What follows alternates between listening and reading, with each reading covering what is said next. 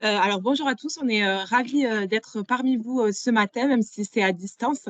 Donc aujourd'hui, je vais être accompagnée de Leïla et on va vous parler de la dématérialisation de vos factures sortantes avec notre solution TED. Alors rapidement, qui sommes-nous? Donc nous sommes éditeurs de logiciels, autour, de tout ce qui est gestion. On est situé à Toulouse, comme vous devez l'entendre à mon accent. On a une vingtaine d'années d'expérience.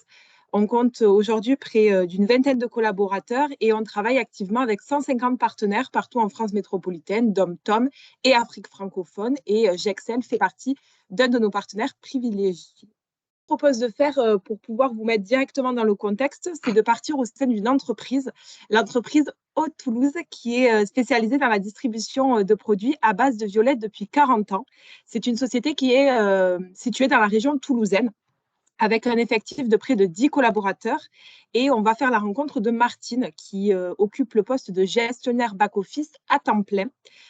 Pour vous parler du volume de factures, on est environ sur 1000 factures par mois. 90% de ces factures partent par mail auprès du privé et 10% vers Chorus sur le public. Donc la slide suivante va nous permettre de voir un peu le quotidien de Martine. Donc aujourd'hui, le quotidien de Martine, il se fait en plusieurs étapes. Dans un premier temps, il y a toute la partie préparation des factures. Ensuite, elle imprime en double les factures en physique de façon à pouvoir envoyer un exemplaire par courrier auprès de son client et de pouvoir conserver un exemplaire en papier qu'elle va pouvoir stocker dans une pièce dédiée aux archives. Elle envoie l'ensemble de ses factures à ses clients. Ses clients donc reçoivent les factures avec des délais plus ou moins longs puisqu'on passe par courrier et donc ça peut poser parfois quelques problèmes. Et ensuite, quelques jours après, on se rend compte qu'il y a un certain nombre de clients qui la rappellent, qui lui envoient des mails parce qu'ils n'ont toujours pas reçu les factures et donc elle doit gérer les réclamations. Donc, via ce schéma, on constate que le quotidien de Martine est assez lourd et qu'elle passe son temps à imprimer ses factures, à les envoyer, à les rechercher pour les renvoyer à son client. Et donc, tout de suite, je vais passer la parole à Leïla qui va vous expliquer comment, avec notre solution, le quotidien de Martine a été complètement changé. Moi, je vais vous présenter effectivement la solution TED Facture, cet outil de dématérialisation multicanal de factures sortantes qui va changer la vie de Martine. Donc, on peut passer à la slide suivante où on va voir ici l'interface de notre solution. Donc, cette solution, c'est une solution SaaS sur navigateur sur laquelle chaque personne qui va se connecter, dont Martine, a des identifiants personnels pour se connecter et sur lequel on va avoir plusieurs onglets. Donc, on va pouvoir passer à la slide suivante où on va voir l'onglet de factures, donc dans lequel on va pouvoir dématérialiser nos factures. Et on retrouve certains connecteurs dans cet onglet de factures, dont le connecteur avec Sage 100, qui nous permet en fait une connexion rapide avec l'outil Sage, c'est-à-dire que toutes les factures qui vont être en format comptabilisé dans Sage vont être automatiquement déposées dans la plateforme TED pour être envoyées en dématérialisé vers les clients. Donc, on va pouvoir passer à l'envoi de ces factures. Donc, on va venir déposer un lot de factures au format PDF, par exemple, sur la plateforme, si ces factures n'ont pas été déposées avant via des connecteurs qu'on pourrait avoir avec Sage. Et on va avoir ensuite, tout simplement, deux étapes. Donc, une étape de dépôt, comme on le voit ici. On a ensuite, merci, une étape de contrôle où on va s'assurer que toutes les factures ont bien été découpées unitairement. Les factures qui font 2 pages, par exemple, on voit qu'elles ont bien été identifiées et qu'elles sont bien découpées par client pour qu'on puisse les envoyer selon le canal de distribution choisi par le client. Donc, ça peut être du mail, ça peut être du courrier, ça peut être vers Chorus Pro. On a des connexions également avec Chorus Pro et on traite aussi l'archivage de ces factures en coffre-fort à valeur probante, coffre-fort Archineo. Du groupe DocaPost, nous, on s'appuie sur les technologies du groupe DocaPost pour traiter ces factures-là. On a ensuite une étape où on va pouvoir ajouter des pièces jointes à ces factures, que ce soit des fiches produits selon les produits qu'il y aurait dans la facture, des informations pour les clients. Enfin, on va pouvoir ajouter pas mal de choses à cet envoi. Et du coup, on a ensuite l'étape de transfert où on va transmettre toutes les factures et les pièces jointes sur la plateforme. Et lors de cette étape, on a des données qui sont cryptées, tout ça pour respecter le RGPD, les données personnelles, et donc on ne va pas avoir les informations détaillées de la facture. Ça va être crypté et c'est seulement le logiciel qui va avoir accès à ces informations-là. Les utilisateurs, eux, ne les auront pas. Une fois qu'on a fait ce transfert et cette transmission des factures sur TED, on va aller valider l'envoi des factures. On a une étape de validation, c'est une étape qui est importante, c'est là où on va pouvoir s'assurer que tout est bien en ordre, que les factures, elles partent vers les bons clients, selon les méthodes de remise choisies. Donc ici, on voit qu'on a du courrier, de l'email, et on va pouvoir supprimer, si on veut, l'envoi d'une enveloppe. Donc l'envoi d'une facture vers un client, ça n'aura pas d'impact sur l'envoi des factures des autres clients. Donc on peut vraiment avoir une délégation de la validation très poussée et des paramétrages fins pour pouvoir faire un petit peu ce qu'on veut sur la plateforme et avoir une autonomie d'utilisation.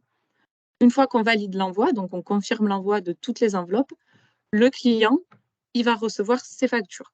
Une fois les factures envoyées, on a tout un suivi de l'envoi. Donc, on va pouvoir avoir le détail et la traçabilité de ce qui se passe, même une fois qu'on a validé les envois vers nos clients. Donc, on peut voir, par exemple, sur les captures d'écran ici, qu'on a des statuts terminés dans le cas du courrier parce qu'on passe par un partenaire qui s'appelle Maileva, qui se charge en fait d'imprimer la facture, de la mettre sous pli, de la franchir et de la déposer en poste pour l'envoyer ensuite au client. Et les factures par mail, on voit qu'elles sont en traitement tout simplement parce que le client n'a pas encore été télécharger la facture et nous, on peut avoir ces informations-là qui remontent sur la plateforme TED pour suivre un petit peu le parcours du client quand il reçoit sa facture. Et donc, je vais vous montrer tout de suite dans la slide suivante le type de mail que reçoit le client avec un bouton pour télécharger sa facture ou sa facture directement en pièce jointe. Et sa facture, du coup, elle est signée électroniquement, scellée, avec tout un certificat autour qui atteste de l'authenticité de cette facture-là, étant donné qu'on est sur des mails RGS 1 étoile. C'est toute la certification qu'il peut y avoir autour de l'envoi de cette facture par mail. Voilà pour le parcours. Et du coup, si on retrouve Martine, une fois qu'elle a utilisé la solution TED, eh bien, on voit qu'en fait, en un seul jour, l'envoi de ses factures est réglé, quand avant, elle y passait 20 jours. Là, elle prépare ses factures, elle les dépose sur TED, les envoie, et le client, dans la même journée, par mail, il reçoit sa facture. Donc là, Martine, il n'y a plus de raison qu'elle passe 20 jours à envoyer des factures par mois. Les réclamations, elles sont gérées très facilement grâce au suivi des envois qu'on a pu faire sur TED. Donc, on a une Martine qui est maintenant contente et détendue quand elle traite ses factures.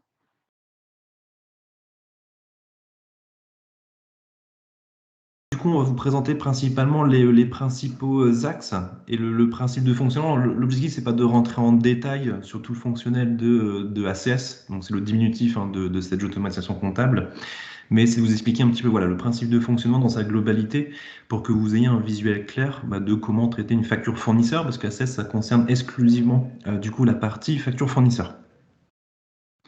Alors, les principaux axes, nous, on décompose en 4 principaux. Donc, le premier, c'est l'OCR des documents. Alors, pourquoi l'OCR des documents? Nous, on travaille avec un OCR. Donc, un OCR, c'est quoi? C'est un moteur de reconnaissance de données.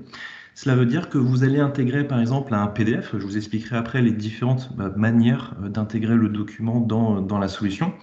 Mais donc l'OCR va lire toutes les données du document. Alors j'insiste sur toutes les données du document parce que potentiellement derrière, vous allez pouvoir un petit peu faire de la recherche full text, un petit peu comme dans cette jeu comptabilité aujourd'hui. C'est-à-dire que vous allez pouvoir faire de la recherche par rapport à un contenu, donc par rapport à un article, par rapport à une plaque d'immatriculation, par rapport à un projet, vraiment par rapport à un mot du coup qui est présent sur le document. Alors aujourd'hui c'est l'OCR. Donc l'OCR qui va vous permettre notamment de reconnaître le fournisseur, les comptes comptables, les montants, les dates, etc. Mais avec l'arrivée de la facture X, donc qui arrive dès 2024, eh bien, on aura déjà toutes les données. Donc, très concrètement, en fait, concrètement, facture X on peut remplacer, entre guillemets, l'OCR qui existe aujourd'hui, qui permet notamment la reconnaissance du fournisseur. Pourquoi ça va être remplacé? Parce qu'avec la facture X, on aura tous les éléments de la facture. Donc, on aura très concrètement le numéro de facture, le fournisseur, donc ce qui permettra potentiellement moins de contrôle de la part de l'utilisateur comptable qui va notamment valider les données qui sont proposées aujourd'hui par l'OCR. Mais ce n'est pas qu'un OCR, c'est-à-dire que ACS, l'objectif numéro 1, c'est la partie workflow métier. C'est vraiment l'axe qui est privilégié chez nous. Donc cela veut dire que dès lors que vous avez un circuit de validation, parce qu'on a la gestion du bon à payer dans ACS, dès lors que vous avez un circuit dans votre société, Un circuit, cela veut dire quoi? Ça veut dire que par exemple, je suis comptable, je reçois ma facture de mon fournisseur, je l'envoie par exemple à mon responsable de service qui va valider ou non, donc il va mettre que cette facture peut être payée ou non. Et bien ce circuit peut être numérisé du coup dans un CES. Alors j'ai pris l'exemple du service, mais ça peut être un autre critère, hein. Ça peut être un établissement, ça peut être une agence, ça peut être un code projet, enfin voilà. En tout cas, c'est ce qui permet bien de numériser.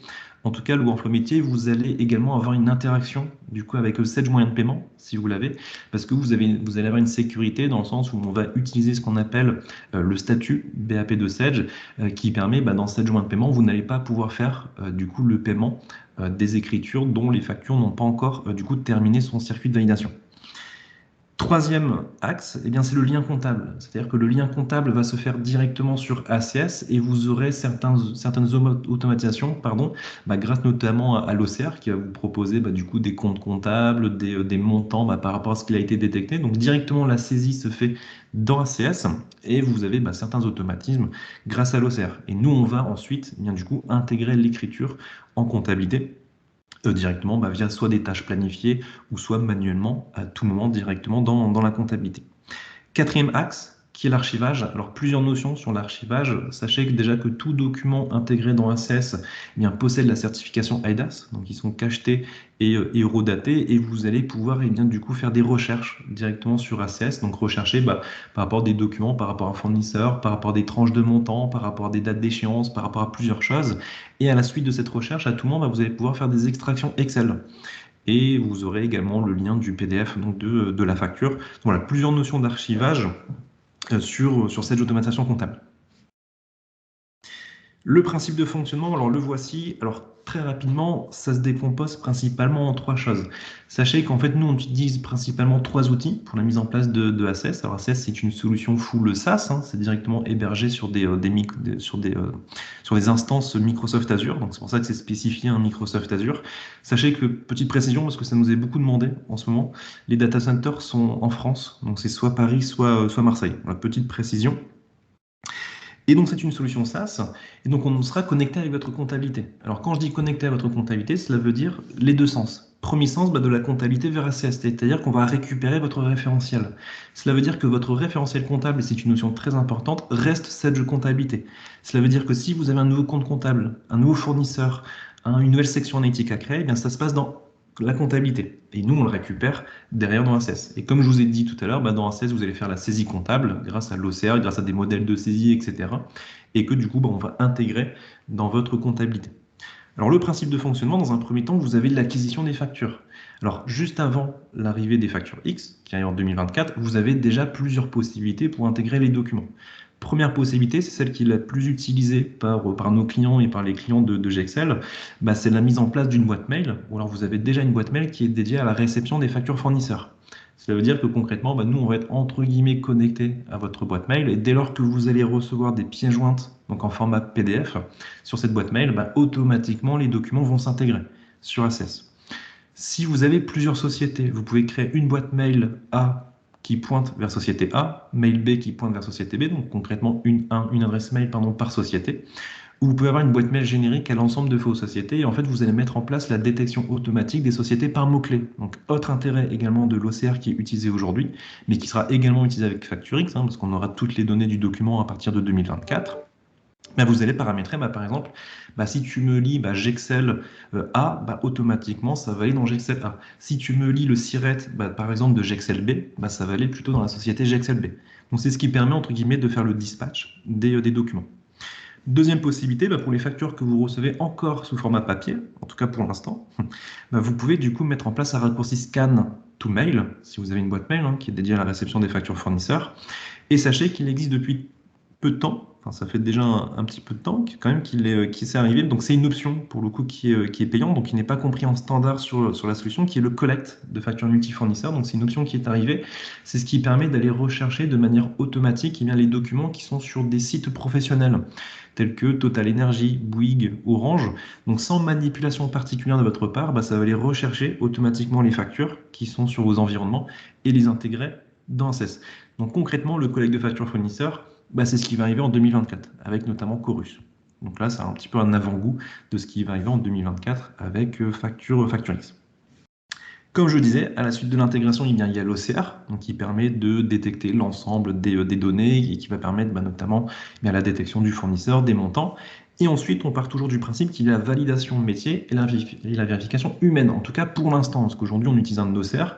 Donc forcément, un OCR, nous on estime pour information le taux de reconnaissance à 90%, alors qu'avec Facturix, concrètement, il n'y aura pas d'OCR, donc il y aura moins, entre guillemets, de vérification humaine, de validation de métier, parce qu'on aura déjà toutes les informations.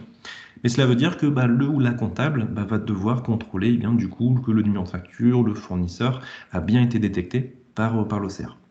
À la suite de cela, la facture va suivre un certain circuit de validation par rapport à certains critères. Et comme je disais, il y aura une interaction avec la comptabilité et cette moyen de paiement, c'est-à-dire qu'on va gérer la notion de gestion du bon à payer.